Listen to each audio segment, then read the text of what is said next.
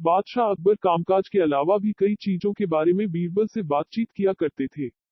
ऐसे ही बैठे बैठे एक दिन बादशाह ने बीरबल से पूछा कि इस दुनिया में सबसे बड़ा हथियार तुम्हारे हिसाब से कौन सा होता है। इस बात के जवाब में बीरबल ने कहा कि संसार में आत्मविश्वास से बड़ा हथियार कुछ और नहीं हो सकता है। ये बात अकबर के समझ में नहीं आई, लेकिन फिर भी उन्होंने कुछ नहीं कहा। उनके मन में हुआ कि समय आने पर इस बात की परख की जाएगी। कुछ दिनों बाद राज्य में एक हाथी बेकाबू हो गया। पता करने पर समझ आया कि वो पागल हो गया है। उसे कर्मचारियों ने जंजीरों से जकड़ लिया था।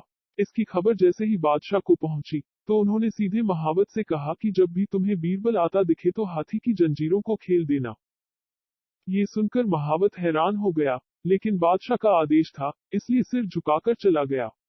अब अकबर ने बीरबल को महावत के पास जाने के लिए कहा। महावत ने भी बादशाह के आदेश का पालन करते हुए बीरबल को आते देख हाथी को जंजीरों से मुक्त कर दिया। बीरबल को इस बात की खबर नहीं थी, इसलिए वो आराम से चल रहे थे। तभी उनकी नजर चिंगाड़ते हुए हाथी पर पड़ी। जैसे ही उन्होंने देखा कि हाथी उनकी ही तरफ आ रहा है, वो कुछ समझ नहीं पाए। कुछ ही देर में उनके दिमाग में हुआ कि बादशाह ने मेरी आत्मविश्वास वाली बात को परखने के लिए ही इस हाथी को मेरे पीछे छोड़ने का आदेश दिया होगा। अब बीरबल इधर उधर भागने की सोच रहे थे, लेकिन ऐसा कुछ हो नहीं पाया। सामने से हाथी आ रहा था और अगल बगल में भागकर जाने की जगह नहीं थी। इतने में हाथी बीरबल के काफी करीब पहुंच गया।